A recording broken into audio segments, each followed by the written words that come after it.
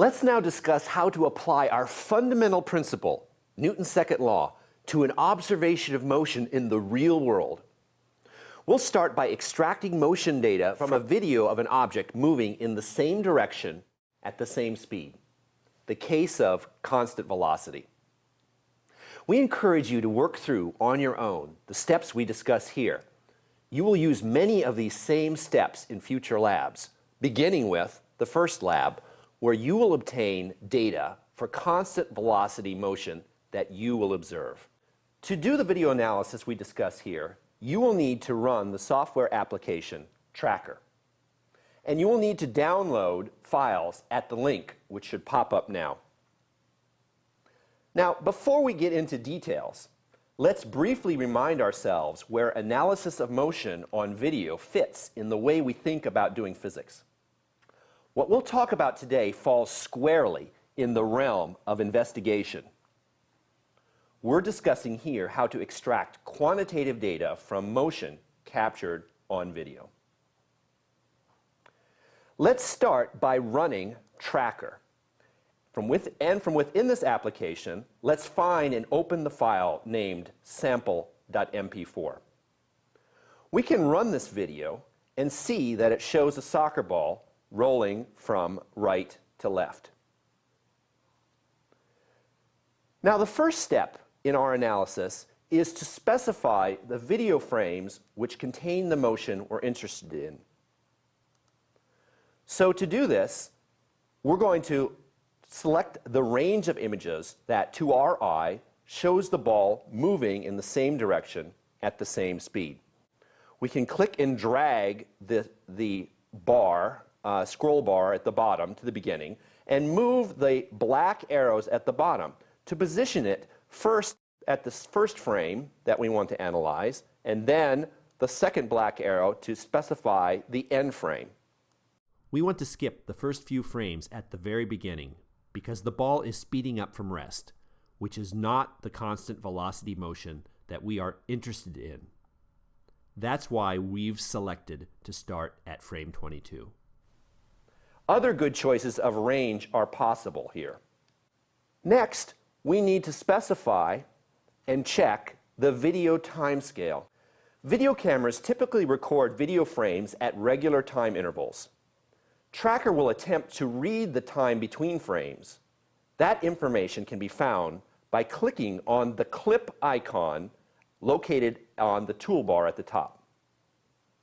Here, the frame rate is reported to be 30 frames recorded per second. This means the time between each frame is 1/30th of a second. I know that this is correct for the camera used to record this video. However, there are times when you may need to specify this for your own camera, so it's a good idea to check this. We can also see here the range of video frames that we will analyze. The black arrows beneath the video bar show the section of the video we've selected to analyze. We also need to specify now the length scale in the video. To do this, we need to insert a calibration stick and set the endpoints to something of known size in at least one video frame. When we select the calibration stick, we can do so by clicking on the stick at the menu, the top of the toolbar. And when we do this, we see that we have the blue calibration stick with endpoints appear in the middle of the frame. Here, we'll use the soccer ball's diameter as our known length in the video. We move the stick's endpoints by left-clicking and dragging the endpoints in such a way that we span, so that the calibration stick spans the soccer ball and the stick passes through the center of the ball. We can click at the top and zoom in to get a better look, to more carefully place the endpoints of the calibration stick. Now we have to explicitly set the length of the calibration stick. Now we know that the length of a diameter of a standard soccer ball is 22 centimeters. So we'll insert that here. But we also need to explicitly specify which units we're going to use. So here we'll use SI units and specify the soccer ball's diameter in meters. Now, sometimes you'll see that the length of the stick appears in scientific notation, so be sure you are aware of this. Finally, we can make the stick disappear by going to the top menu and clicking once again on the calibration stick menu.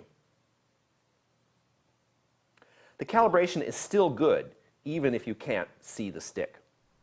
If we want to make the calibration stick visible again, we need to click on the icon once more and it will appear.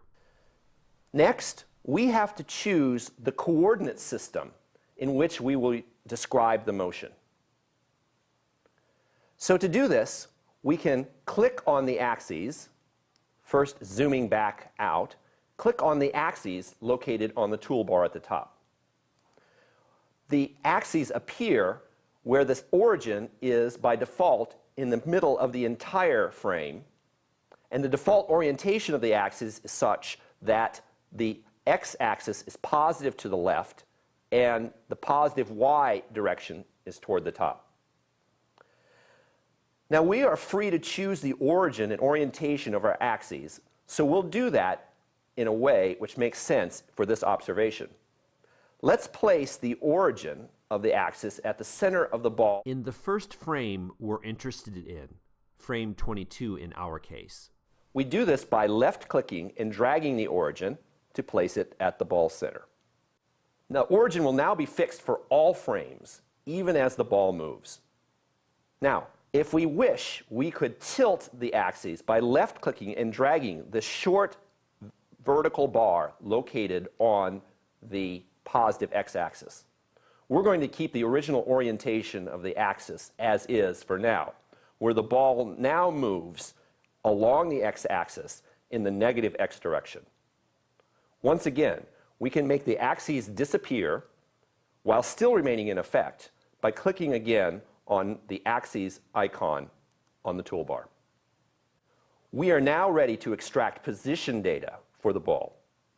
The motion we're interested in is the translation of the ball, so we need to identify the average position, the center of mass, of our object in each frame. To do this, we'll click on the word Create on the toolbar and select the Point Mass option. This creates a legend marked Mass A with a diamond symbol. For the current frame, we now move our cursor to over the average location, the center of the ball. We hold the Shift key down and then we left-click on the center. Then we release the Shift key. And we see that the frame advances and that a symbol, a diamond symbol, is left behind which marks the average location of the ball in the previous frame. This location is stored in a table that we'll look at in a moment. We can continue in this fashion, continuing to mark the average locations of the ball frame by frame. Remember, if we want to track the position of an object, we will have to hold Shift and then left-click. We repeat this process, and when we get to the last frame, we should see something that looks like this. When we reach the last frame, the video no longer advances, and we have now obtained position data at different times for our object. At this point, it's a good idea to save our analysis in a tracker file, which has a .trk extension. Let's mention here as well that more details on the steps we discuss here can be found by selecting the Getting Started option under the Help menu at the top. Now, Tracker shows a position versus time graph as well as a table. Often we will extract the data from Tracker by cutting and pasting and plot elsewhere that data elsewhere, say in a spreadsheet. We'll discuss that later in a different lecture. Right now, at the end of this lecture, we'll take note of some key results from our analysis. We see that, for example, at the start of our observation, we set our clock to t equals 0. And at that time, the ball's x position is 0.001 meters. So let's go ahead and record that data. Note here we're writing the ball's initial position as a position vector in component form appropriate for the coordinate system we chose for our analysis. Let's also now estimate the ball's initial velocity. We can do this from the data. We've already recorded the start time, initial time, and the initial position. We need, however, 2 position points and time measurements, at least, to make an estimate. One way to make this estimate is to take the first 2 position data points and corresponding times. So we can do that.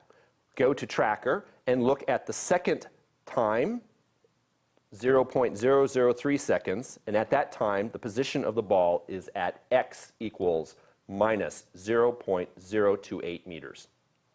So we can go ahead and record that and use that information to calculate what the average velocity is, the initial velocity, by computing delta r over delta t. The second position data point minus the first position data point divided by the corresponding change in time. And when we do that for this analysis, we find an average velocity of the ball initially of 0.88 meters per second in the minus x direction. Now, one more piece of information. Let's note the time of the last observation in the motion we analyzed. We see that time is 0.734 seconds. So we can record that here as well. Now, we need all this information to construct, using Newton's second law, a model to predict the motion we've analyzed here. That's the subject of our next lecture.